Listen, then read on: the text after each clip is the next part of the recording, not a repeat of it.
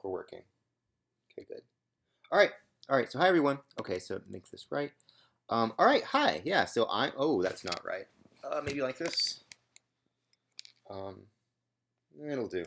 Okay. Yeah. So hi everyone. So I'm gonna be doing season 3, episode 5, King of the Nerds commentary. So let's pummel through this. So I just watched it maybe about 30 minutes ago. So and I was about to go to bed, but I think I'll do this first, and so you'll get it fresh. So, all right. So let's see what we got here. So, okay, list of comments. Overall, I like this episode. It was nice touch. But yeah, we'll just through it. Okay, so let's see. So Heather talks about how she spends most of her time at board games, petting a cat. There's a really nice line here about her petting pussy during games. There's just some line in there. Okay, I think it's notable that like the two coolest people, Colby and Caitlin, that are left are the two not in the Secret Six. Just saying. These like if I could have a final finale, I would like to have it be Colby and Caitlin, and I'm just like, yeah, the ones who aren't in the cool team. So okay, let's see. Okay, yeah. So they bring out the celebrity. Guess. Oh, so here's something. I never actually really played these little Pictionary-like games. Maybe some nerds do, but I never really did. The closest thing I have played is a game called Fibbage, Fibbage.com. It's actually a really nice game. It has really nice design. You play it with your little iPhone app. Let's move this over here. Wait. Okay. Let's do that. Yeah, okay, it's a little better. So yeah, I don't know, but I don't know. I mean, I understand. They want to have a little more diversity, so it makes sense they should have some sort of thing. I knew who Penn Jillette was. I mean, obviously, I didn't know who the other one was. So, but I don't know, whatever. So, what else we got here? Here's something interesting. I didn't know if you could say someone's alias when you say them. Like, so for example, the name was Shatner, and one of them said Kirk, and one of the high jumpers said Kirk. I think I was like, oh, you can say that. It's like, well, yes, you can. Okay, let's see. So here are some ones from the Nerd War. Someone said, okay, so the correct answer was Newton, and one of them said Eureka, and I'm like, that's Archimedes. That's not even remotely Newton, but whatever. Let's see. The Pokeball one was very impressive. I really like how quickly people got these. The invisible jet, I'm like, God, invisible jet, how the fuck would you draw that? I liked that. I thought that one was almost really unfair. I liked how both teams were given like an invisible one. So, like the invisibility cloak and invisible jet. It's like, okay, good. They both got one that was like crazy hard. Right. And of course, Colby was not so good at drawing. We'll just leave it at that and move on. So the dragon was good. Dragon was very impressive. Batarang, that was a hard one. Would not have gotten that one. Just in general, I was very impressed with the quality people got these. Like the DeLorean, I thought was hard. The Phoenix, I thought was hard. Just, I don't know, a lot of these are really hard, but people seem to really get them. I mean, I guess there's no penalty for bad guessing, so I guess you should just always be shouting out nouns and just kind of hope for the best.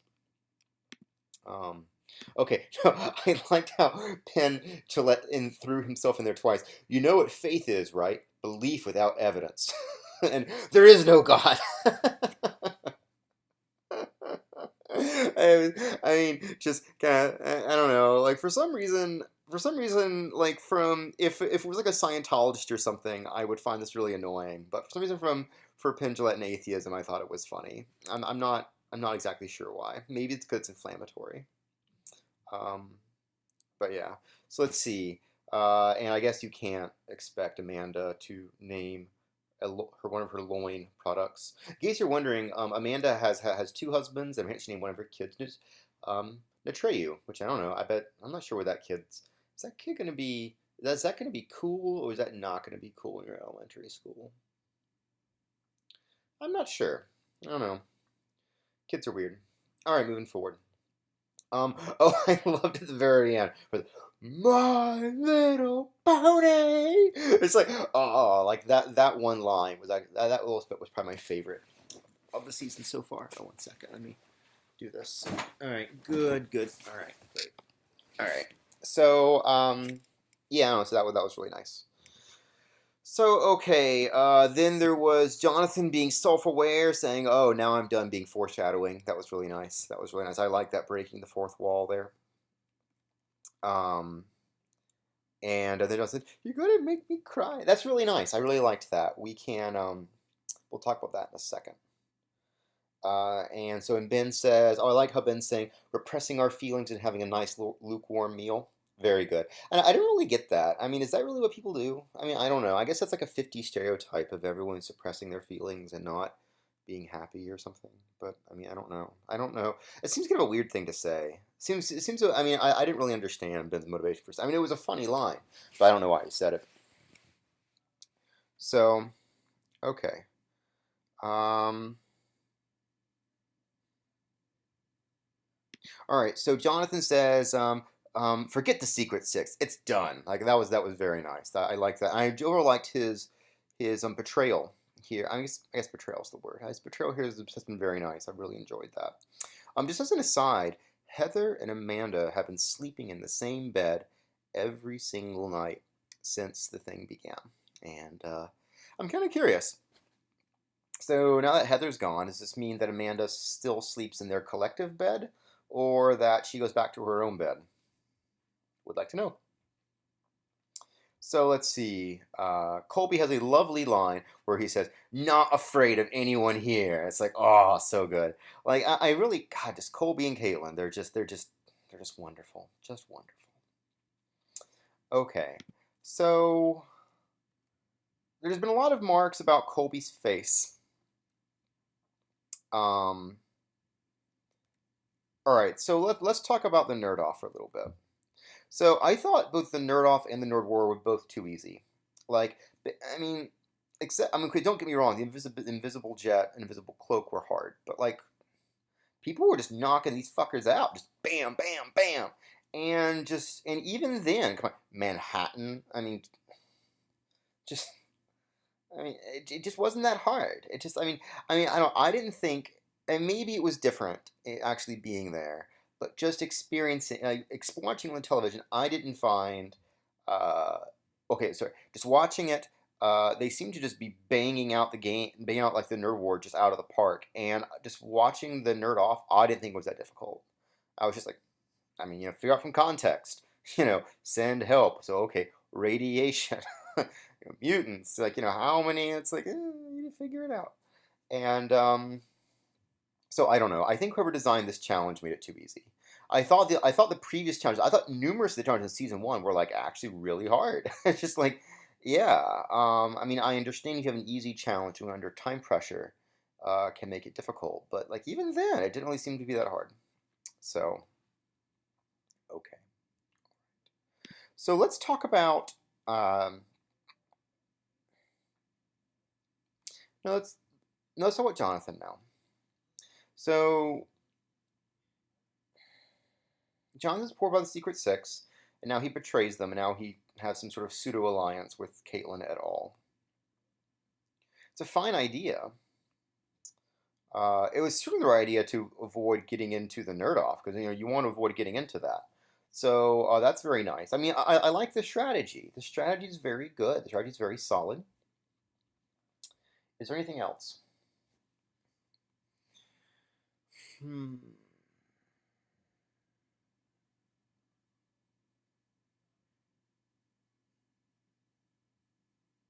I'm disappointed. It seems a little bit too easy.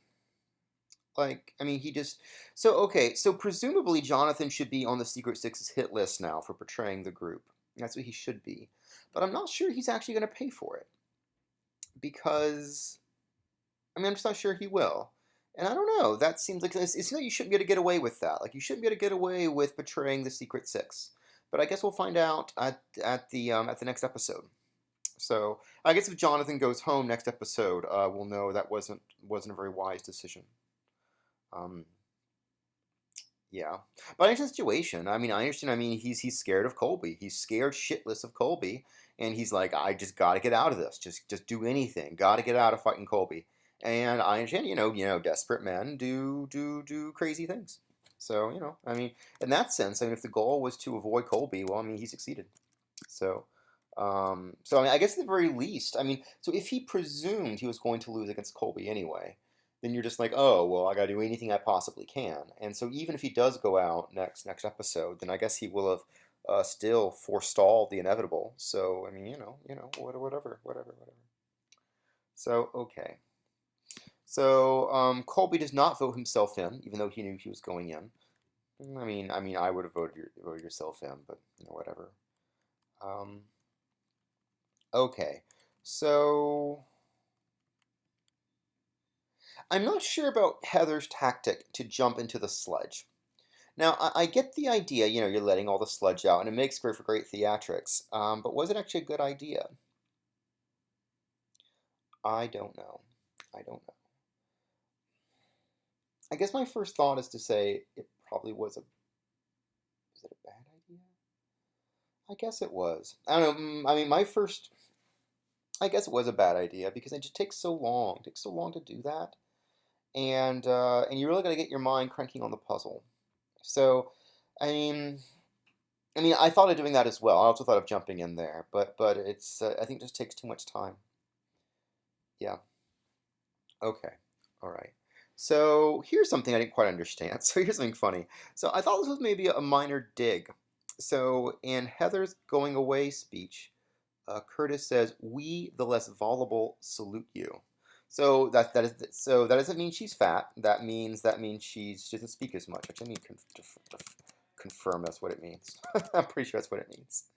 Yeah. Yes. Voluble, speaking or spoken incessantly and fluently. Synonyms: talkative, loquacious. Okay, good. So I don't know. I guess she did talk a lot. Don't get me wrong. I mean, she had a lot of airtime. So, but apparently that was true off camera as well. Okay. So let's see. So what are some parts? I really like Jonathan getting emotional at the end. That was right. A lot of people say, how can this possibly be real? Like how can people get that emotional? And the answer is that it does get to you. Like it totally does. Like when you're in this world that like your world's entirely cut off and you completely lose perspective. Like you really do. Like I remember at the end of my season one, I totally cried. Like I cried and I was just like, what? I remember I was like, and the person is interviewing me was like, Virgil, why are you crying? I said, I don't know. And I knew how ridiculous this was. I said, I don't know why I'm crying. It's just been a really hard day. And like I knew how ridiculous this was. I mean, I knew how absurd, but like I still felt it, and like it was totally sincere. And I don't know, like you just get really wrapped up in it. You get really wrapped up in it, and like those were all totally real. Like these things totally happen. Uh, Even if you're trying to avoid it happening, like it often happens anyway. It's really hard not to get emotionally involved. Uh, okay. So I like the Amanda and Heather. I love you at the end. It's like, oh, that's really sweet. Yeah, no, they need to they need God like the longer they go without boning, the weirder it gets. All right. So yeah, so I liked Jonathan getting emotional at the end because he felt like he'd have been a betrayer. That was I don't know. I liked it. I liked it. I liked it because yeah, I really did like it. It showed like he seemed to feel kind of bad for it. Like he's like, oh, that's what I had to do, but he seemed to feel really bad for it. I'm just like, wow, that's really nice. That's really nice. That's good TV there. That's good TV. Okay, so I got some nice lines here. So one of my friends was so when they saw Penn, and I'm like, oh, where's Teller? And there's no Teller there, and the joke was, oh, well, when Teller's not in use, he hides within Penn, and that's why Penn is so fat.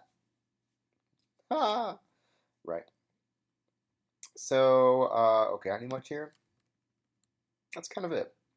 All right, so yeah, so I guess my overall thing was, yeah, I don't know, I don't really have any feeling about board games or these party games. The only real game I play is Fibbage. I like that one. That one's actually really fun if you're playing with. But you need at least 4 people though, at least. But it's really enjoyable. I recommend it. And I thought overthought the difficulty on this whole episode was just low. There were some people. Heard some TBS producer say that this was one of the better episodes that they've had. I don't know. I thought it was too easy. I thought that was yeah. I thought if it wasn't as easy, I would have liked it better. I did really enjoy the My Little Pony. That was really nice. I did like that. So yeah, I don't know. And then there was the Manhattan Project. I don't know. Like I don't know. I thought it was too mainstream. I don't know, something like that. But I mean, I don't know. I mean, if the TBS producer likes it, I mean, you're doing something right. Sure, that means you might get renewed. And if you want to get renewed, I mean, it makes sense to do at least one episode that producers, that high-ranking producers can enjoy. So, whatever. What else to show? Any else nice bits? I guess predictions. Predictions going forward. I'm actually liking Colby less now. I think I think Colby's an amazing player, but there's just been so much about him. There's so much about him, like I think he's gonna fall. I mean, he's a huge target. He's a huge target, and it's only time till like a huge target falls. It's really only time, like because it just yeah, it's only time. So, I mean, I like Colby, but I just can't. I just don't see it in him anymore. I don't see it anywhere. I mean, he's gotten too much screen time, and I think he's gonna fall. So I'm switching. I'm switching to Rochelle and Ben. That's what I'm doing. I'm saying Ben because I don't know. I mean, Rochelle and Ben both. I mean, there's been relatively little about them, and so I think they're more likely to be successful. And I think Jonathan.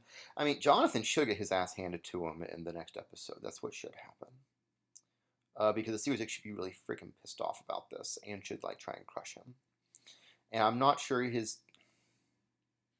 new teammates will be able to defend him. I'm not sure they will. So, is there anything else?